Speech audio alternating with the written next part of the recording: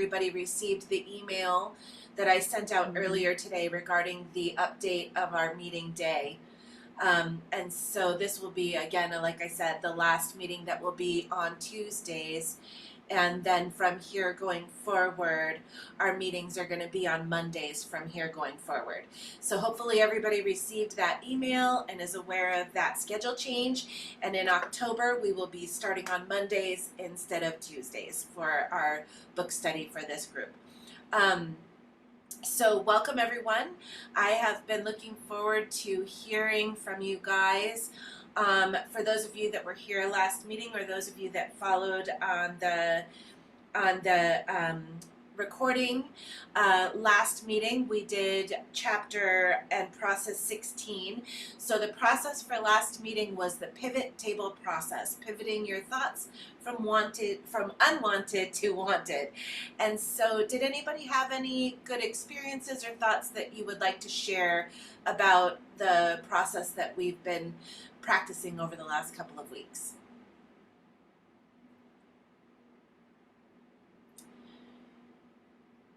I know for myself, I didn't do as much writing as I think I would have liked to have done with the pivot process. I did a lot of shift in thinking and thoughts, but I only actually sat and wrote on it 2 times.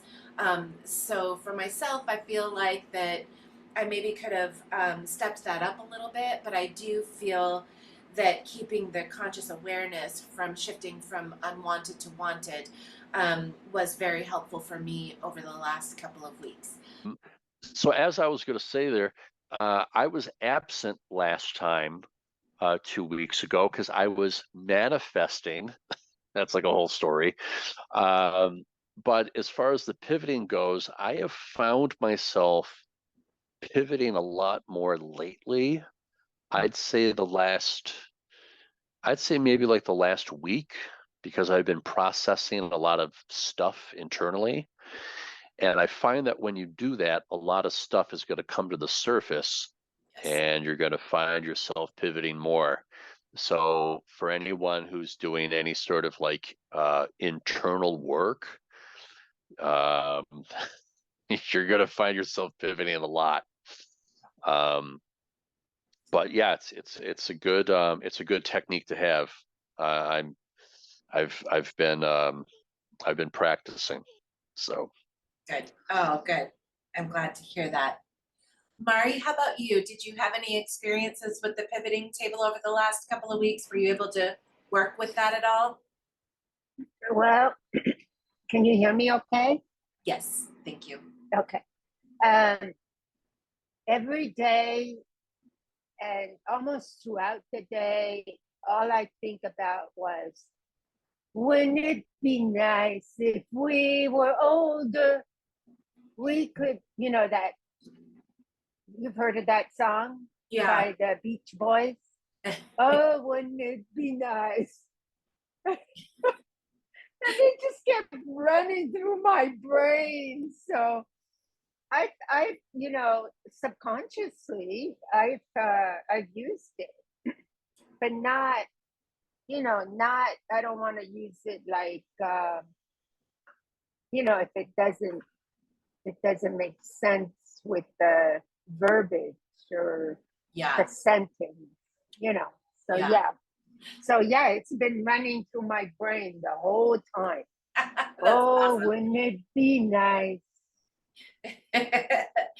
Yeah, because process 12 is the wouldn't it be nice if game, right?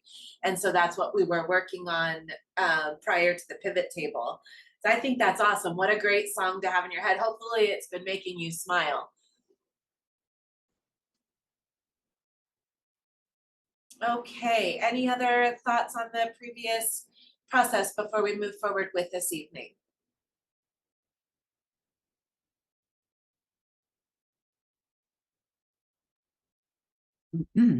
I can share something. Okay.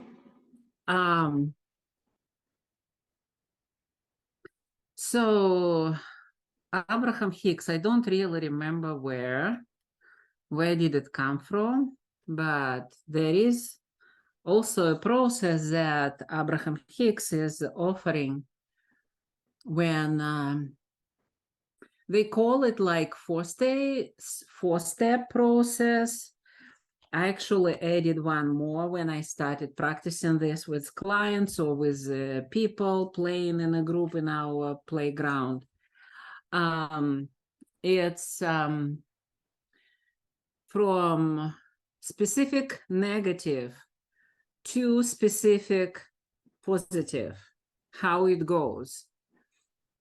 So let's say a person has a specific negative thought or feelings after having a conversation with somebody, then, as we all know, it is impossible or almost impossible, very difficult to come from this specific negative feelings and thoughts to kind of feeling being loved and feeling abundance or whatever.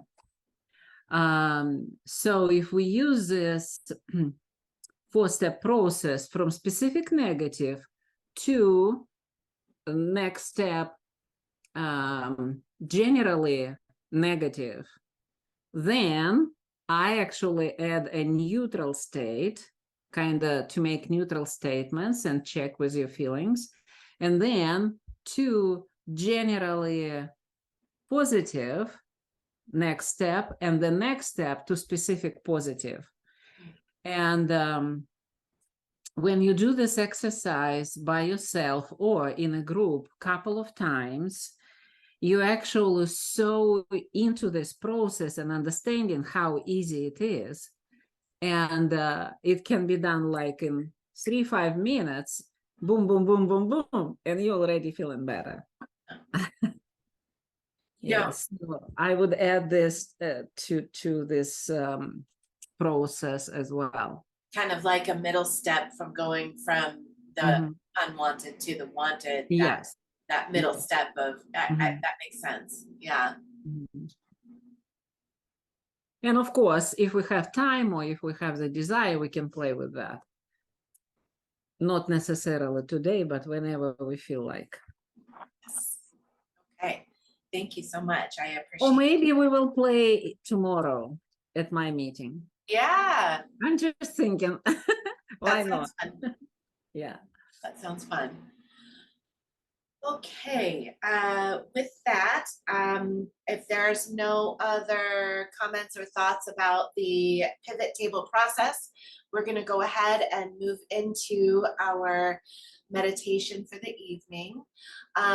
Mari had requested that we do a tapping meditation this evening, so I have pulled up one of my tapping meditations for us to do. So I'm going to go ahead and put the tapping index points up on the screen. Before we do that, is there anyone that has any questions about EFT tapping? Do we all know how that goes? Oh, okay. So I'm going to go ahead and share screen with the tapping points, and we will get started with the tapping meditation.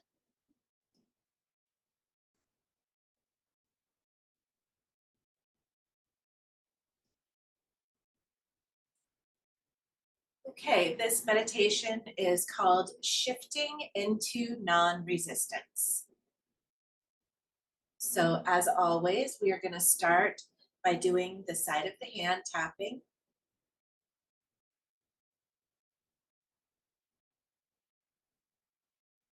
Even though at times I have felt out of control in my life, I love and accept myself.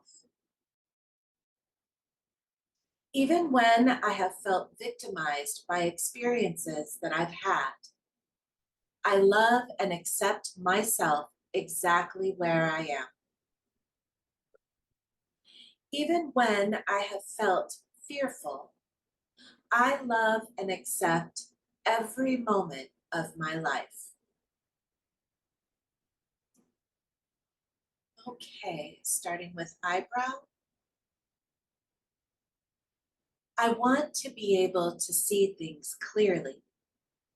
I want to be able to see things clearly. Side of the eye. I feel clouded by the experiences that I've had. Under the eye, emotions of anger, stress, and frustration. Under the nose, why have these things happened? Under the mouth, can I just make this all go away? Collarbone, all of the pain of the world feels heavy to me. Under the arm, all of the hurts. Top of the head, how can I move into a better situation? Eyebrow, there must be more to me than this. Side of the eye, what is the path to understanding? Under the eye, is it beyond what I see, smell, taste, and touch? Under the nose, what if there is more to me than that? Under the mouth, what if what I feel is something else? Collarbone, maybe my feelings are telling me something. Under the arm, maybe they are letting me know. Top of the head, what frequency I'm vibrating to. Okay, stop here and take a moment and put one hand on your heart and the other on your sacral chakra below your belly button. And we are going to do 3 big breaths. And when you breathe in, I want you to imagine your breath going in through your heart and down through to your sacral chakra. And when you breathe out, I would like for you to let out a loud, deep sound from the bottom of your belly, feeling as though it's coming from deep down in your sacral chakra and then out through your heart. Deep breath in.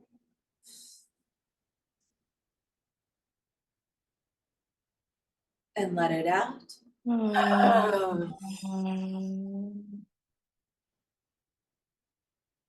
Deep breath in.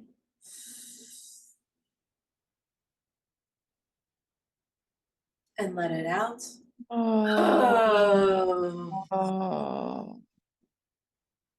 Deep breath in.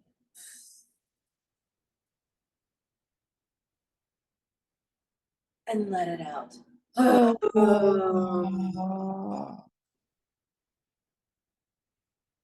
Okay, back to your eyebrow. I surrender my negative thoughts. Side of the eye. It's okay to shift my focus. Under the eye, to flowing steadily with non-resistance. Under the nose, I can do this slowly, one step at a time. Under the mouth, no more stories attached to the emotion, just guidance.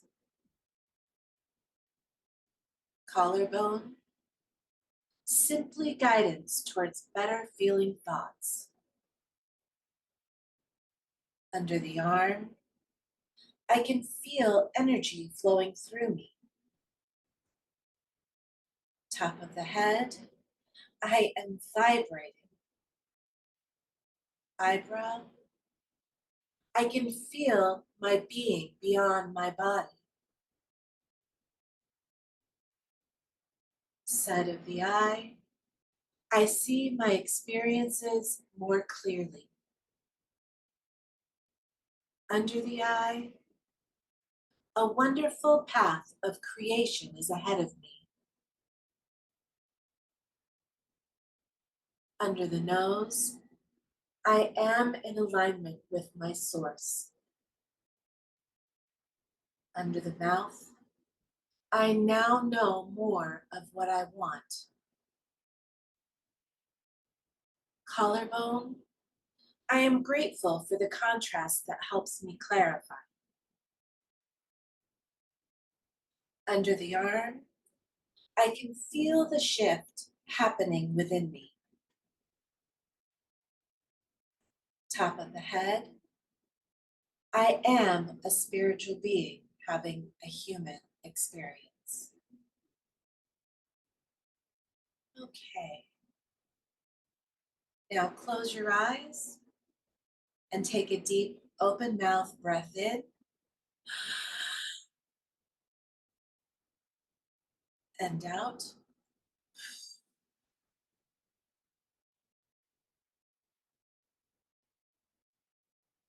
Another open mouth breath in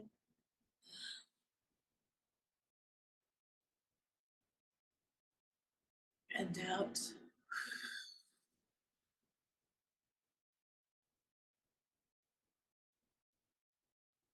And one more time, open mouth breath in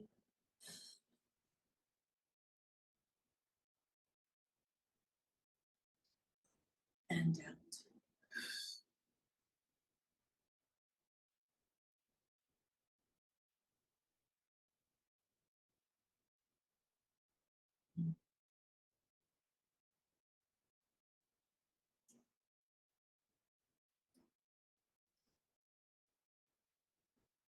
Okay. Christina, do you know that you are so good at it? You're like a natural. Oh, well, thank you. I greatly Oh, appreciate thank that. you. Absolutely. I feel 100% better. Oh, I felt that the request for the EFT tapping was really also appropriate following the pivot table, because EFT tapping is really set up in the same format, whereas in the beginning you're checking in with potentially unwanted feelings and emotions, and then throughout the meditation you're shifting more into the wanted and desired thoughts and emotions. And so I thought that was a really lovely follow-up, being that we just worked through the pivot table process. So thank you so much for requesting the EFT meditation, Mari. I greatly appreciate it. I Okay. totally agree. It's so good, and this beautiful exercise just kind of setting up the mood and really kind of helping to release anything unwanted at the moment. Yes. Each and every time I'm so impressed, like how cool it is that there are so many tools available. You spend 5-10 minutes and boom, you are in a different state of mind, in a different feeling, and it's like life is good. Exactly. Yeah. Thank you so much for that beautiful guidance, Oh, Christine. absolutely. Thank you. Okay, and actually with that, before we move forward, I did want to give everybody the opportunity again to volunteer, as we've been doing that throughout this session of the book study. We have had members volunteer to do the guided meditation for the following meeting. So I wanted to put it out there to all of you and see if there is anyone that has interest in providing us with a guided meditation for next meeting.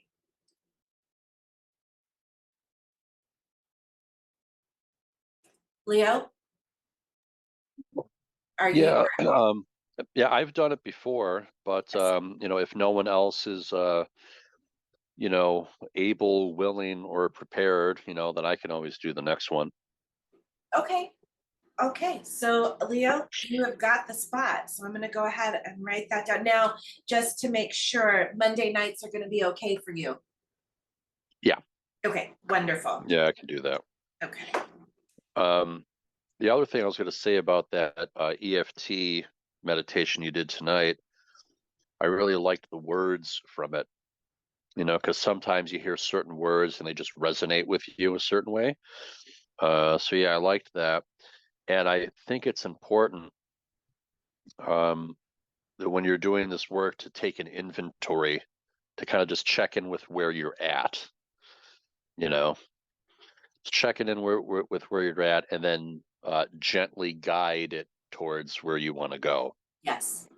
Yes. You And know, that's the intention with these, which is why I know that there have been from time to time comments about the beginning of the meditation and how it's kind of focused on potentially a more negative aspect of thought. And the reason why that is because it is a check-in to see where you're at with those thoughts and ideas, to kind of bring that up to the surface so that you can work through it and move into a better space. So yeah, because you can't know what's in your warehouse until you take an inventory. right. And that actually is what the side of the hand is all about. When you're tapping the side of the hand, you're kind of getting into that emotion and touching base with it to get that inventory, to know where you're at and where you need to head. Yeah. So thank you so much for that. Yes, Leo. Okay, well, with that, I think we are in good vibration to pull our number for what process and what chapter we're going to be reading for tonight. So I'm going to pull out the handy dandy, oh, Leo, what did you call it? The Aber hamster wheel. The Aber hamster wheel. Yeah. Yes. And we are going to go ahead and roll for our numbers. So let's close our eyes for just a moment and set the intention that we are going to receive the best process and chapter for our highest good for the group for this evening.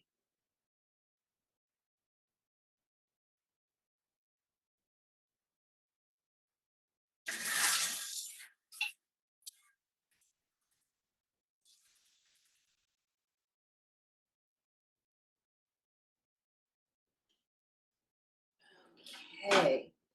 And it looks like tonight we are going to be reading chapter and process 13. So let me get that pulled up here. Okay, so chapter 13, allow your feelings to be your guide. And then process 13, which thought feels better? Okay, so this is the chapter and process that we're going to be reading for tonight. Other than Donna, is there anyone else that is unable to read this evening, or are we all good to go?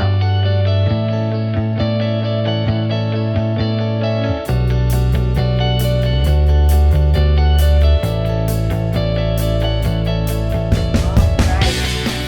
What do we think about this chapter? Any thoughts?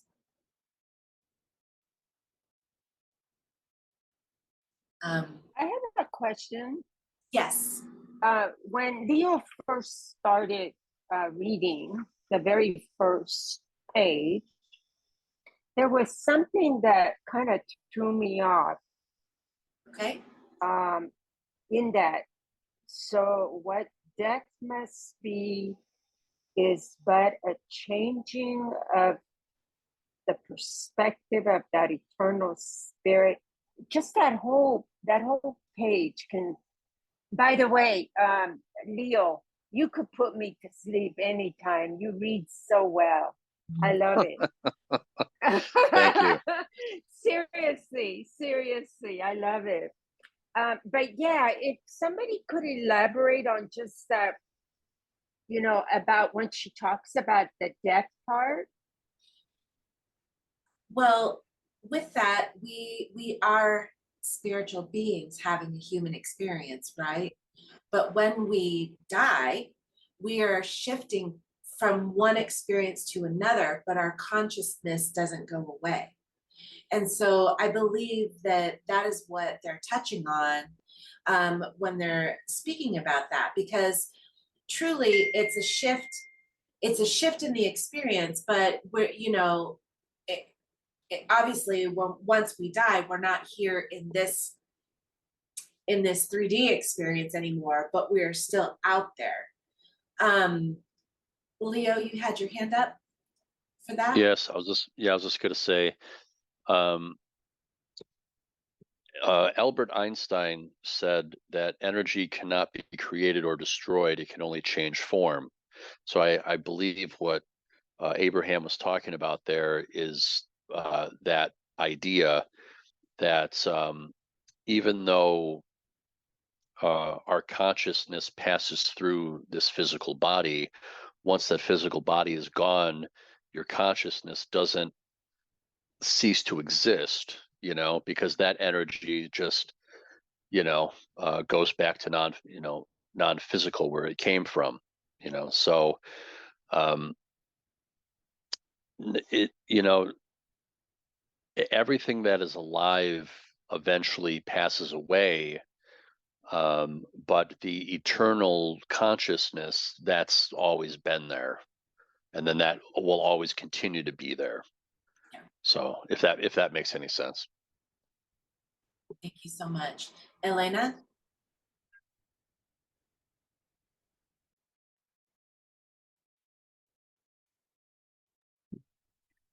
Yeah, I just wanted to add to that what Leo elaborated.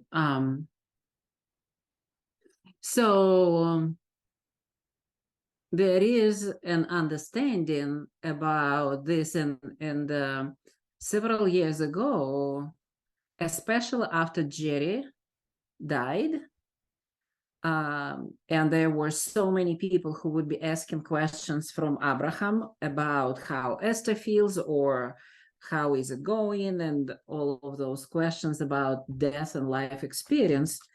And then at a certain point, Abraham started to offering a different word for this, transitioning. So to kind of explain to us or remind us that what we call death from that physical body that we are here as our cell, as our vessel to go through the life in human form on Mother Earth, we are transitioning from one form of living to another, the soul, which is much bigger than our body. And the best way for me, as of right now, this explanation is like, if you would imagine two twins being in the mother's belly, ready to be born in this world, they are so happy being connected to the mother through umbilical cords and swimming in that fluid inside of her womb. One of them is asking like, okay, so it looks like contractions happening, so what's going to happen? We're going to die. And the other one is saying, oh, I'm so eager and interested to see what's next. So one is holding the fear or representing the fear that living this environment that we got used to is fearful and sound like a death, while another one is having a broader perspective and understanding that we still continue living. We just don't know kind of that new environment, but surely we will be able to adopt there, and we will be able to have something even more exciting than being in the mother's body. And the second image that comes to me to better explain this is cocoon, where when the butterfly is transitioning from. And so it's the same kind of experience. We're going through some difficult time, whether we are just born from mother's body, or when we transition into something else, we don't know. That's why lots of people have such a fear. Yet for the spirit, it is eternal life. And so it's just changing the form and changing the experience. And from my personal experience, I could say, maybe not for right now, but just kind of to mention, when my husband died unexpectedly, I really went through such a dark time as everybody who are experiencing the grief. And luckily, one person, a friend of my husband, she had been channeling. And so when one day she called me and she told that she spoke with my husband, I did not believe her until she started to provide such information that nobody but me and him knew. And he actually told her, like, I know that she will be questioning you. I know that she will be denying anything you are saying. So here is certain things you need to tell her. So after that, she would believe. And when I asked her, okay, so how do you do this? Can I do that? She said to me, I'm not your teacher, but if you have the intention to know and learn how to communicate with him, you will be able to do this, and the teacher will show up in your life. And maybe sometime later, kind of not today, I can share some stories about this, which are very amazing, because each and every time I come into communication with that entity, which was in human form, my husband, the way how it is happening, it's like you cannot prove it, but you know that that's him. Even if the words would come from somebody else, like a person who will be just like a channel, like an antenna, receiving the words and expressing to me. And couple of times I even asked that person who had been passing all of this information to me, let's say next day, I would say, remember yesterday when we talked, you told me blah, blah, blah, blah, blah. Why did you tell me that? And the person would look at me like, what you are talking about? They remember that they were talking to me, but they don't remember the content of the conversation. They remember how did they feel during that conversation, but they don't remember details, which explains to me that, of course, they don't, because that was not their thoughts and not their feelings. They were just simply like translating to me. And I know for sure, again, because of the content and because of what had been shared, and whenever I want to come into that conversation, I always request to give me the keys, like keywords, the signs that only I would understand. And again, if I would go into details, it's like mind-blowing how it's happening. And you know for sure that you had been having this conversation with your loved one or whoever you want to communicate with, but not somebody else. And especially when you ask that people kind of next day, or maybe like a couple hours after, like, why did you ask me this? Or why did you tell me this? And they would look at you like, I did ask you, or I told you. Like, why would I say this? So they don't remember, because they were just serving the purpose at the moment. So it's like their consciousness is going out, and because of they are just transmitters, they would act like my husband in human form. They would talk to me like my husband in human form.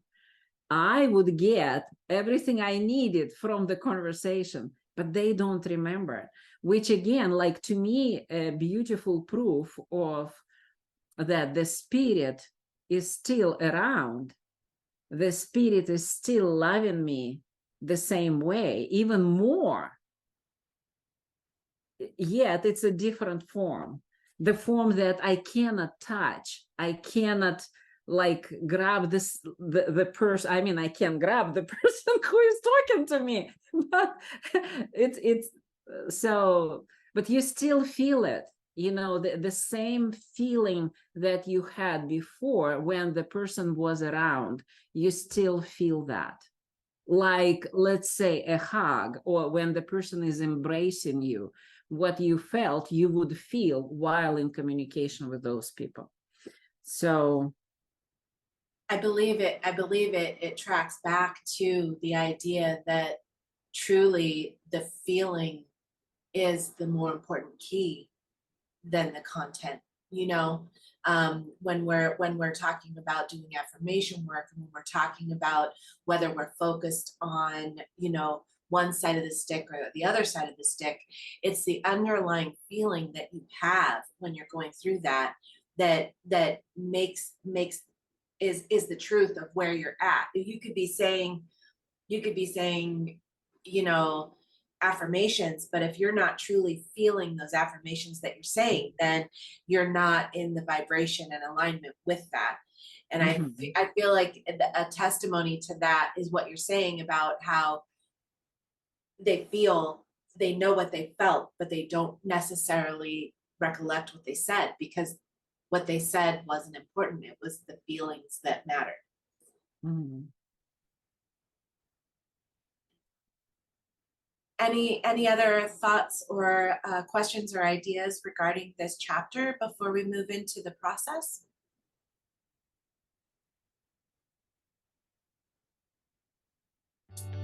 Okay, with that, I'm going to go ahead and go back to screen share.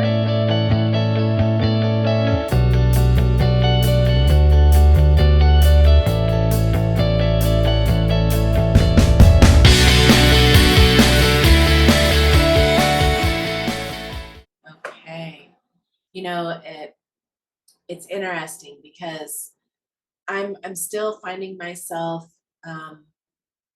beating myself up when I get triggered and I get upset, and then being frustrated at myself for being upset, which takes me down this horrible rabbit hole. And so I just love that these are the processes that we're going through, because I feel like this is right in the, I mean, that happened to me just earlier today. And then I'm talking to my mom and I'm frustrated with, why am I reacting this way? Why am I so frustrated? And then as we're reading this evening, I'm being reminded that I don't have to do that. I don't have to beat myself up for what I thought. I can just simply acknowledge how I'm feeling and figure out what it is that I want and I don't want because of that feeling, and then shift my focus. And so I am loving this which thought feels better process. I think it's going to be good for me, particularly to be practicing over the next few weeks. How about you guys? What? Yes, Leo. I want to say first, congratulations for remembering to do the recording. Thank you. Yes, you did it. Yes. And yeah, I was going to say, like, in just response to what you just said, the whole like beating yourself up for the data, you know, I call it a momentary lapse of reason. Whoops, I forgot. Whoops. And the thing is, I find that if you can have a little more fun with it, it helps to what's the word I'm looking for? It helps to help assist you in disengaging from it, you know. Um, you know, so instead of getting all serious on it and being like, oh man, how could I do that? I forgot, or, you know, you just say, oops, I forgot. I temporarily forgot who I was for a moment. Silly me. And then you can, you know, redirect and then you know, get the train back on the tracks, so to speak. Yeah. But yeah, I find it's good to just you know, go easy, go a little more easy on yourself, because it's a process. And what I wanted to do is I wanted to tell you a story that's in alignment with that. I think you're going to enjoy this. So many moons ago, when I was growing up as a kid back in the 1900s, remember the 1900s? My voice did not sound the way it does now. It was very different.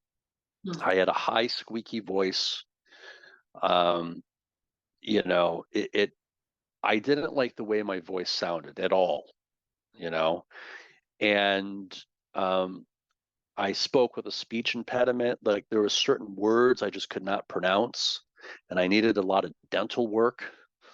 And my parents didn't have the money at the time, so my uncle actually loaned them the money. Thank you, uncle. And I it turns out I have like a very small mouth, and then I had like a lot of teeth in there. So you know, I needed a lot of work. And then I would get really nervous because I had so many thoughts inside my head and so many feelings inside my heart that I could not enunciate those words at the speed that I was thinking and feeling. So uh, I ended up with this stuttering issue where I just could not get the words out. So I got made fun of a lot. And when you're a kid and you get made fun of by the students, that's one thing, but the teachers started making fun of me in front of the students. I had no incentive to want to communicate or open my mouth because I didn't like the sound of what was coming out. So I was very self-conscious. And yes, I did not talk a lot as a kid. I was really quiet, you know, and grade school was a little rough. Well, then I'm 13 and I got braces put on. So it sounded like I always had, you know, peanut butter in my mouth, right? And then I hit puberty and then my voice would crack a lot. You know, I would start talking and it sounded like it was horrible.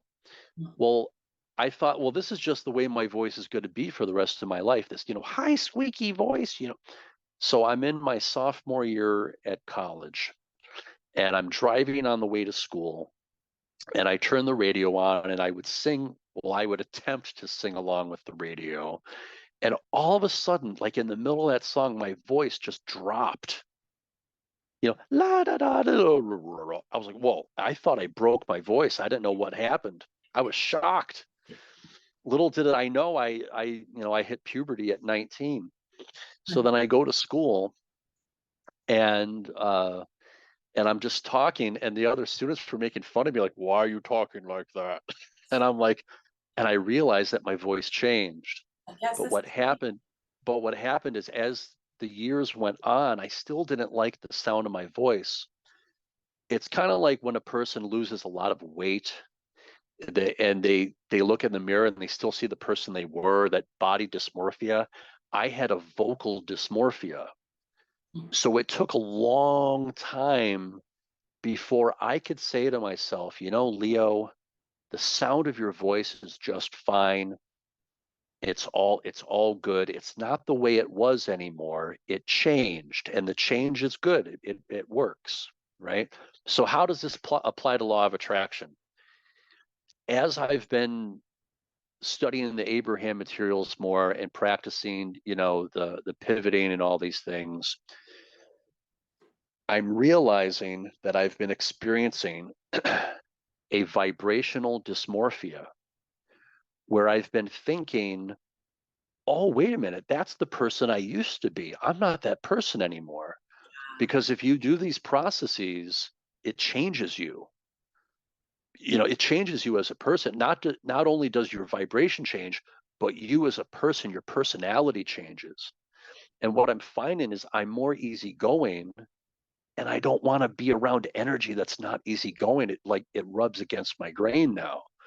So I just wanted to throw that out there for everyone doing the processes and doing this work is it's going to change you and the change is okay, you know. And if you feel a little weird, that might be some vibrational dysmorphia as your conscious mind is just getting up to speed on the fact that you've changed. So yeah, so there you go. Yeah, no, thank you for that. And I think about actually Mari when I'm hearing you share about that because I know there have been a few times, Mari, when you've said that your children tell you now, what's wrong with you? You're talking so different, you know? And so I think that has been something that you've experienced in your life as you are learning and growing through these processes and such, and that does happen, that sometimes the people around you don't understand because you are growing and changing, and it doesn't always match who they are used to you being. And so it sounds like then, Leo, it's like the opposite end of that, where you're growing and changing and you're not even used to who you are now. Yeah. Any other thoughts or questions on this process or any of the reading that we've had this evening?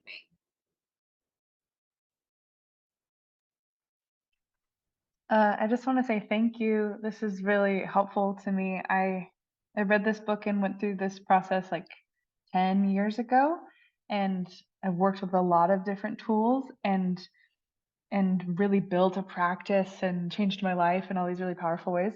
And then this year, I encountered a really big upset and like got my heart broken in a really profound way, and like just went into some really deep challenge. And I've been just kind of struggling navigating and navigating the line between like feeling my feelings and not getting like allowing myself to feel my feelings but not getting stuck in them and not like wallowing in it.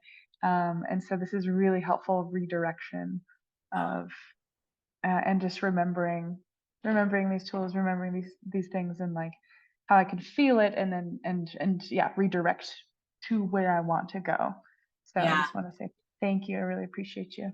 Oh, absolutely. I'm so glad that you joined us tonight, and hopefully you will continue to do so.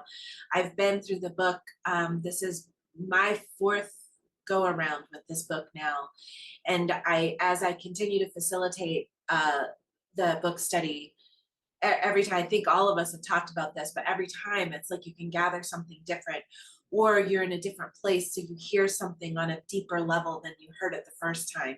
And so it's really good sometimes, especially when you're going through things like that, to kind of come back to the basics, right? And revisit those things to help remind you, you know, when you're going through stuff like that. So I'm so glad that you're here.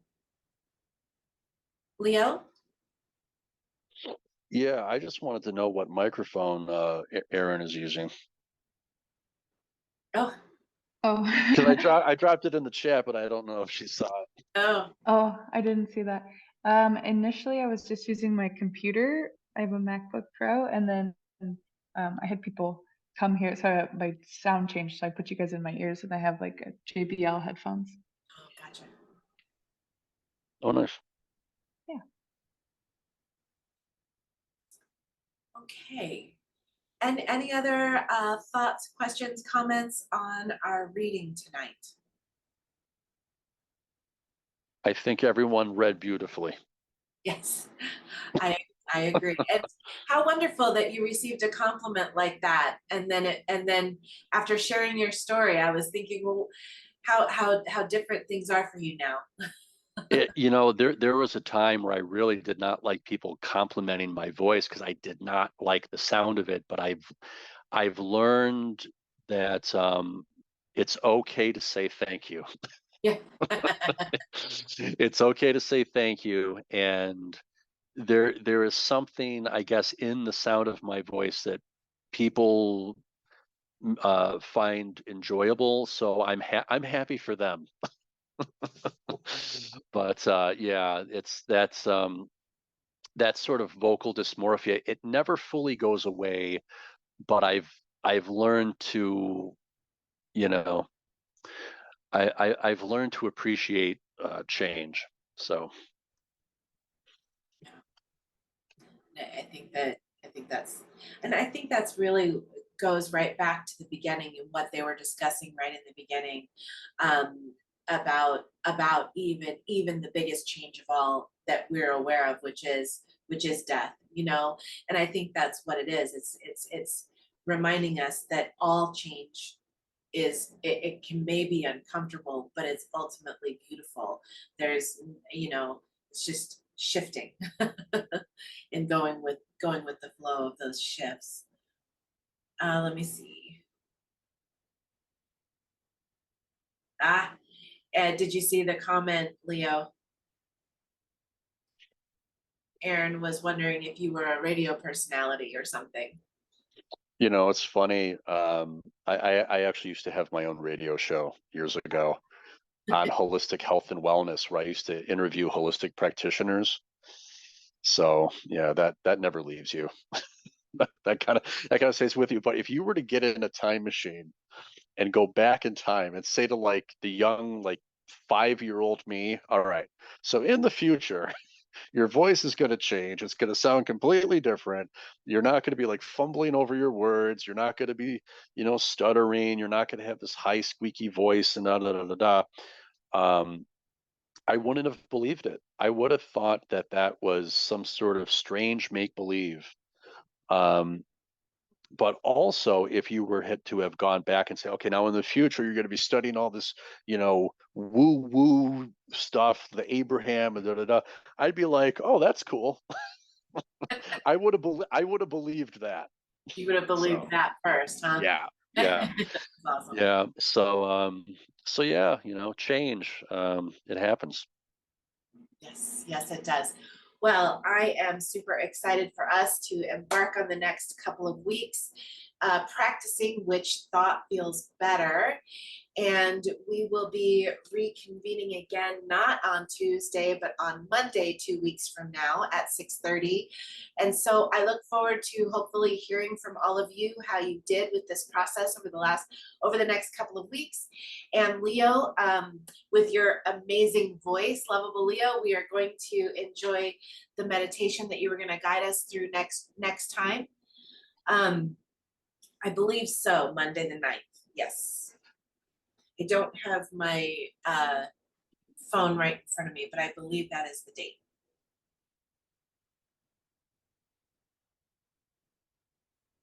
I'm looking it up right now. That's in 2 weeks. That's Monday, October 9th. Yeah. Okay. All right. And then also I did want to remind everyone that we are not the only law of attraction meeting out there. Elena has put in the comments, she actually is facilitating a meeting tomorrow night starting at 6:30. I believe that is more of a topic and discussion group. Elena, maybe you can share with us a little bit further about that.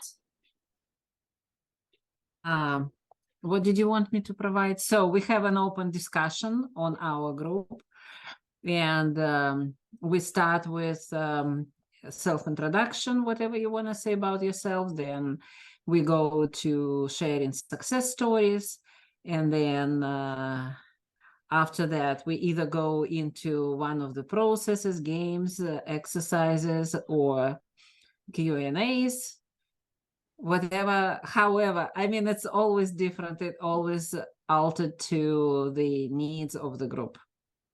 Okay. And of course, how I feel about that. Yeah. And of course, and I love that with this group, we kind of with those enthusiasts like Leo, like Christina, like Sonia, like Mary, we all are creating something so beautiful. And I'm looking forward to actually explore more and all of us to create and co-create even more. Yes, me too. So welcome. Thank you so much.